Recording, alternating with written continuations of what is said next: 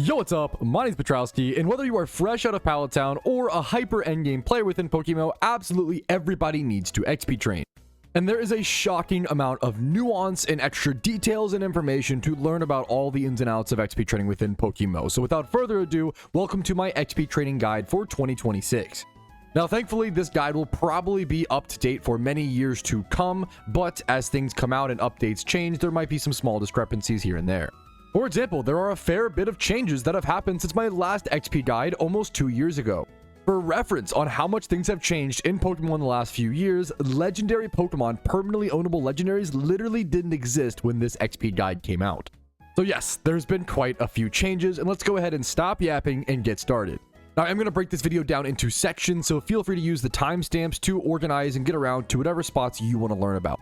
Or watch the whole video in its entirety if you don't really know where to start, or just want to make sure that you get all of the information possible. And if you find this video helpful today, make sure to leave a like on it physically on YouTube. It helps me out a ton, and subscribe for daily PokeMMO videos. And if you're feeling extra kind and I've earned it from you, you can also support my channel financially with plenty of links in the description. Well, let's go ahead and start things off by talking about all the different types of Pokemon you will need to XP train. First things first, it's important to note that almost all XP training in PokeMMO is done via horde encounters, not single encounters. And that requires two different types of Pokemon. A Sweet Scent Pokemon, aka a Pokemon that knows Sweet Scent, and then some sort of horde or AoE attacking clearing Pokemon with moves like Discharge or Surf. You can tell because on this move it says under targets all adjacent Pokemon. The three main attacks you'll see from AoE attacking Pokemon are things like Discharge for electric type attackers, Surf for water types, and then you'll see Earthquake on ground types. The general loop of gameplay for XP training looks something like this. You want to hop over to a nice patch of grass, do a big horde, and then throw off your AoE attacking move with XP shares or the XP Reamplifier turned on into your party, distributing all of the XP, and then bam boom, now you're XP training. Alright, that's the basics. Let's break down specific Pokemon usage. First things first, you have your general AoE attackers. We touched on this briefly. This could really be anything you have lying around in your boxes. Any high-level Pokemon with Earthquake, Discharge, or Surf, just use general discretion. If you're at like a water-type Pokemon spot, maybe don't Surf at those Pokemon. It might not do enough damage, right? You want to bring Discharge for that, or even Earthquake is fine often. Having multiple different types of AoE attackers is nice, but sometimes you only need one or two, or you can even use my favorite new XP training Pokemon if you have access to it, which is the Sweet Scent Pikachu. Pikachu is a fantastic Pokemon for XP training because it gets access to Sweet Scent and the AoE clearing moves, and I don't believe there's any other Pokemon in PokeMMO that really does that aside from Smeargle, or you could maybe do like Heat Wave Tropius, but then it becomes a whole problem with like wide lens and stuff and accuracy. Pikachu is really your best option. It's also always important to use a PP Max on your Sweet Scent if you have not already to be able to stay in XP train at the same spot for longer.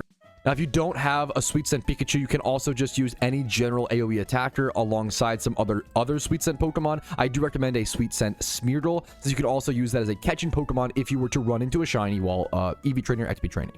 However, a new option that has popped up is something like Zapdos, and Zapdos might be relevant because you can make a little bit of passive Pokeyen along the way with its secret little passive hidden ability. Not hidden ability in the sense that it has hidden ability access, but hidden ability as the game does not tell you that it has this. Whenever you lead your party with Zapdos, you activate Coalescence, and this has the chance to create elemental orbs when feigning Pokemon with electric type attacks. So if you XP train with a Zapdos and you discharge down the hordes, there is a very small chance you can summon an elemental orb, and that will gain you a little bit of extra Pokeyen. You can go sell these on the GTL for 20,000 Pokeyen a piece. You do only get about one elemental orb every hour to hour and a half, so it is very little extra Pokeyen per hour. But when you're XP training for multiple hours, let's say 5 hours, you know, making an extra 50 to 100k can really matter for newer players.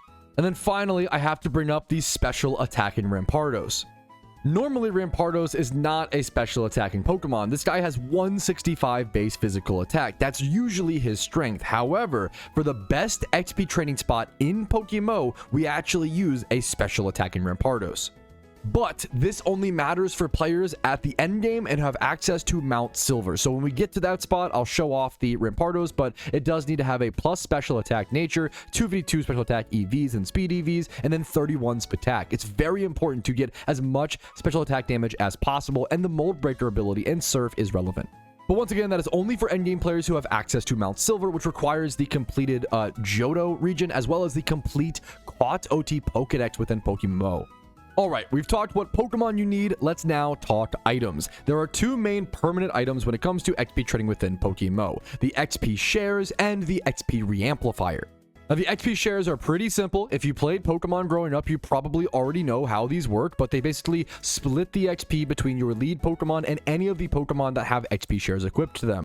Now, the way that the XP share works is that it distributes 50% of the total XP to the lead Pokemon, and then it distributes the other 50% among the other Pokemon in your party that have XP shares. So when I kill a horde of Tentacruels here, my Magnezone gets 50% of the XP, aka you can see down here my little battle log, 3,450, and then the other 3,000 XP is distributed to these two Pokemon since they both have XP shares. It's important to note that when you are XP trading with a level 100 Pokemon in the lead of your party, all of the XP going to that level 100 Pokemon actually goes to waste. It goes poof into the void and you get no value from it.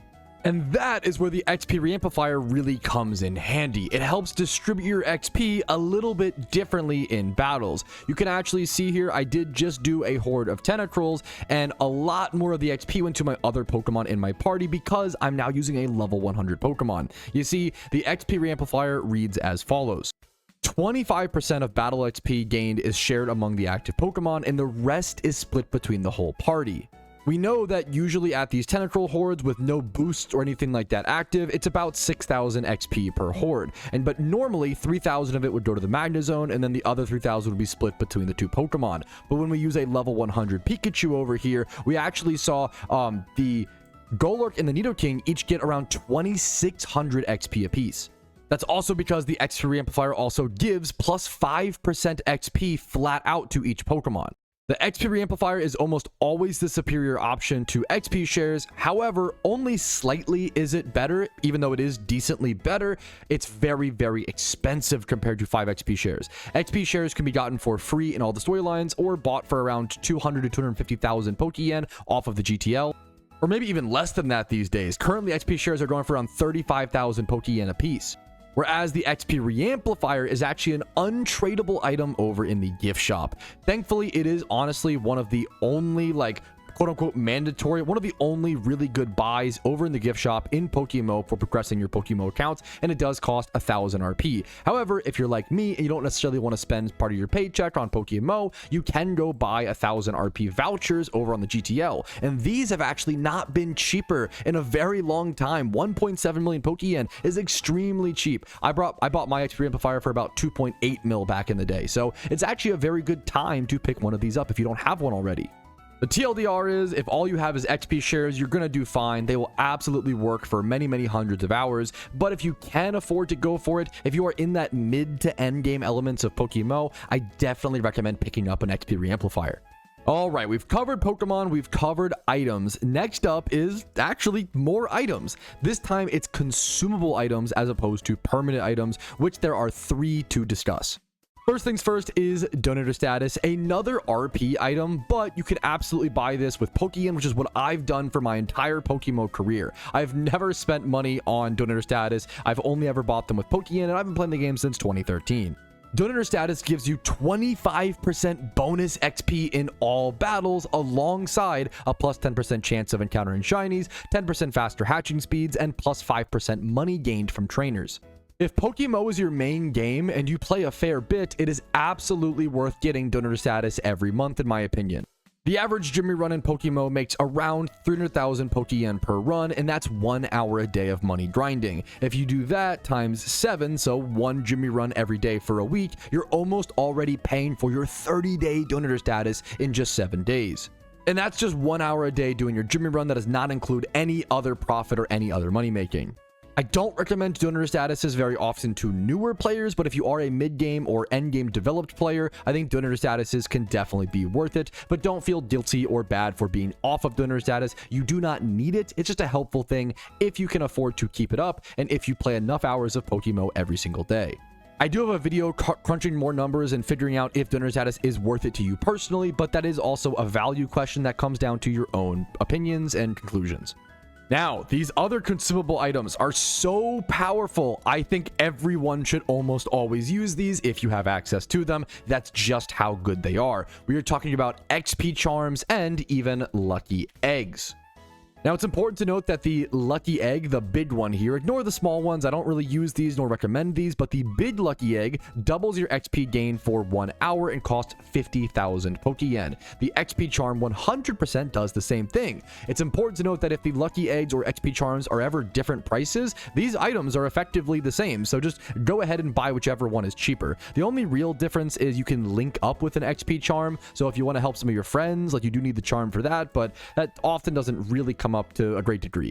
And I know a lot of new and medium level players see the price tag of 50,000 Pokeyen and think to myself, man, like I'm strapped for cash. It's so hard to earn Pokeyen. Is it really worth to spend 50,000 of it, poof it into thin air just to speed up my XP training? And the question I would ask you is that would you spend 50,000 Pokeyen to save 1 hour of your time? Or rather, can you make 50,000 Pokeyen doing a money-making method in PokeMMO, or more than that rather? And the answer for everybody should be a resounding yes. If you can't afford XP charm, it is literally better to just not XP train, go in payday pickup, make about 120,000 Pokeyen, and then come back and buy the XP charms. That will save you more time. XP charms are so incredibly cheap for how much time they save. Once again, 50,000 Pokeyen to save 1 hour of time is ridiculously good. However, I also understand that sometimes you want to just come home from work, sit back, relax, and not feel the need to be efficient while you XP train and just kind of relax. So you know what? You don't need to pop them all the time, but if you want to be efficient, it's definitely important too. There are absolutely times where I'm just watching a movie or doing something else on the side where I just want to get a little bit of XP training in passively where I do not pop an XP charm myself. One more small minute detail you might have actually noticed if you paid attention to the battle log closely is that there is something called the trade bonus. This means that if the Pokemon you are XP training is not your OT, like that Magnezone you saw me leveling earlier, you actually get a small little XP boost. Now, that's an important piece of information to know, but I wouldn't try to always XP train Pokemon that aren't your OT because you do need a lot of OT Pokemon in PokeMMO for things like raids and other activities. So it is good to make your own Pokemon whenever possible. Alrighty, but now that we've covered items, Pokemon, and all these other nuances of XP training, we can actually finally cover the part that a lot of you guys are here for, the best XP training locations within PokeMMO. And I'm going to start things off with the best XP training spot in PokeMMO in my opinion, which is going to require Mount Silver, which once again requires the complete Pokedex as well as Johto, the region being done, of course. This is the best XP spot in the game, and it is the hyper endgame spot that most people go to.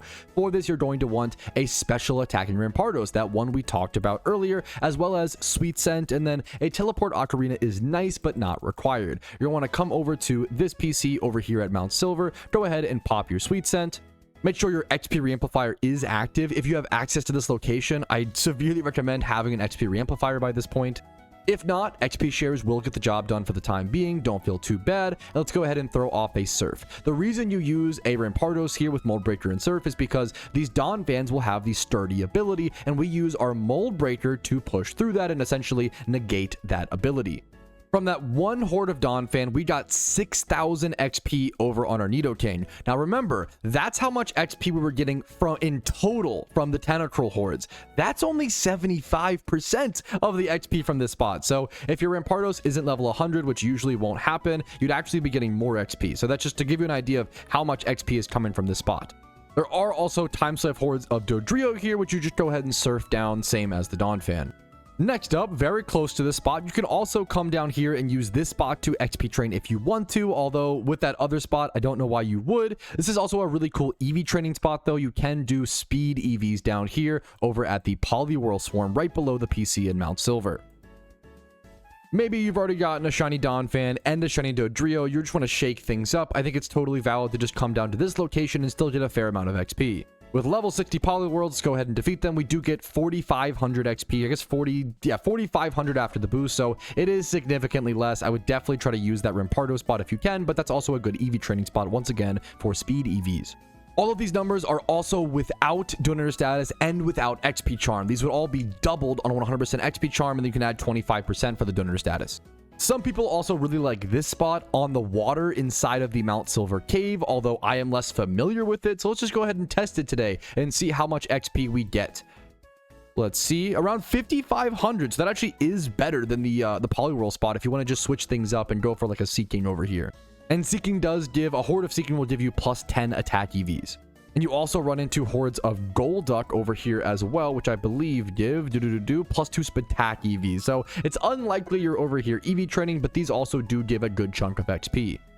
With the Golduck hordes actually giving a little bit more at 6145, but they are a little bit further from the PC. So definitely worth considering. If you don't have access to the Rampardos especially, this is a really solid replacement spot. All right, next up, let's cover some non-endgame XP training spots. One spot from each region. Let's go ahead and go over to Kanto and start there and then end chronologically over in Unova. And Kanto actually has a really underrated XP training spot in my opinion. And no, it's not over at Victory Road, although that will absolutely work if you're still doing the storylines and still need to beat the Elite Four. However, I always really liked this spot over at 7 Island. You can just bike up here, go right here, and get ×5 hordes of Tentacruel, an infamously high XP Pokemon that has caused a lot of shiny Tentacruels to be entered into the game because it's such a common XP spots in different regions, and we'll definitely cover at least one other Tentacruel spot. But right up here on the water, you can encounter ×5 hordes of Tentacruels. Let's go ahead and throw up a Discharge and see how much XP we get. Obviously, your numbers are going to vary based on whether you're using an XP Reamplifier, XP Shares, XP Charms, Donor Statistics, etc. But prior to having access to Mount Silver, getting 5,000 XP on a secondary Pokemon per horde, that's once again not included. We're still missing 25%. So you would bump that number up by 25% to get a total calculation of the XP from this horde. But I think this is the really pragmatic number that we'll see. Usually when people are XP training, their lead Pokemon is level 100. So I think this is the realistic number to show you guys. But if you are curious in the total number of XP from the Horde, it would be closer to about 6,000 XP, just like that Hoenn Battle Frontier spot. But that's Kanto taken care of. Next up is Johto.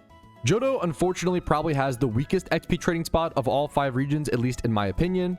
And I recommend heading over to the Elite Four or the Indigo Plateau, coming down to the Victory Road Cave, just the entrance right here. You do have to take one step down before you can actually Sweet Scent. Going ahead and popping a Sweet Scent, and you will find ×5 hordes of Sandslash here. Now, on the bright side, this is a really beautiful shiny hunt while you XP train. Sandslash is an absolute classic in my opinion.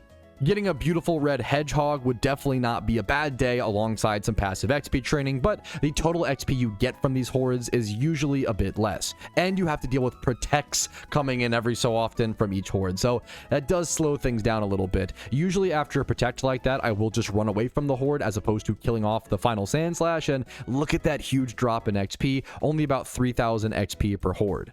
Now, that will be plenty of XP training to help get you prepped for the Elite Four, but if you have access to other regions, I definitely recommend XP training outside of Johto, at least pre-Mount Silver access. Obviously, once you get access to Mount Silver, Johto actually becomes the best region in the game to XP train. Next up, over to Hoenn, and this is one of the most classic XP training spots in PokeMMO. It's over at the Battle Frontier. This was actually the best XP training spot in PokeMMO for like 8 years or something ridiculous. Just in case you don't know, here is the PC of the Battle Frontier. You want to just head east and then south a little bit over to this little patch of water. You can see how many people are XP training here. And I know we've already seen it a few times, but just in case you missed it, here is 75% of the XP you will get from this horde. So we're sitting at 4,800 XP. It's just about the same as the Kanto spot. It might vary a little bit based on the wild level of Tentacruels you run into. We got around closer to 4,900 XP actually from this one, and then the Kanto one was only like 4943. So I believe that these spots are very similar. I don't think the Kanto one is better, but I could be mistaken. And then next up is Sinnoh. For Sinnoh XP training, you want to head over to the resort area at the post-endgame spot over here to the top right of the map. And thankfully, if you have access to this spot, it's actually a pretty good spot, and it's very, very close to a PC. Right here on this little water patch, you want to go ahead and surf and throw up your Sweet Scents. We'll find swarms or hordes of Golducks here. These Golducks are on level 40 to 50 and will give you around 4,600 XP per horde, but once again, that is 75% of the XP. A really underrated spot in my opinion, super close to a PC, and a decent shiny if you breed it down into a Psyduck. Never been a huge fan of shiny Golduck personally. I doubt many of us are, but Psyduck is quite cool. And then finally, over in Unova, you want to fly over to Lucanosa Town, which is at the top right of the map. And we're going to head to a fan favorite here, ×5 hordes of Rapidash, which you will always see a ton of players at. You can be at any of these little patches of grass here. Go ahead and throw up a horde, and you'll get ×5 hordes of Rapidash, which you can also EV train at with speed EV. So it's a really common spot for people that come here to both EV train and XP train. It is definitely better as an EV training spot versus an XP training spot, but getting 4,600 XP, once again, as 75% of the XP from the spot is pretty darn good pre-Mount Silver. And that is the final XP training spot that I wanted to talk about today. Just one spot per each region. Hopefully you at least have one region done. If you don't have any regions done, not a single region done, I do actually have a guide that helps you get some XP during the storylines, which covers things like the trainer XP bonus. That will be linked in the description. But I hope this guide was helpful. I hope it was enjoyable. Like it if it was, dislike if not, and subscribe to the channel for daily PokeMMO videos. I do upload every single day because I freaking love this game, and I stream Monday through Thursday at 12 p.m. ET. My Discord's down below if you're interested in that, and if you want to go above and beyond and support the content, allow me to make in-depth guides like this. YouTube memberships, Twitch Primes, Twitch subs, and PayPal and Venmo donations really do allow me to be here. I cannot thank you guys enough, and I'm excited for another year of PokeMMO content. Thanks for watching. I'll see you guys later, but for now, peace, Reno. Yo, what's up? Outro Patrouski here. I wanted to take this second to say thank you so much for watching the entire video. It is thanks to people like you I'm able to make the content that I do, as well as everybody whose name is listed here. That's it for me. Have a fantastic day.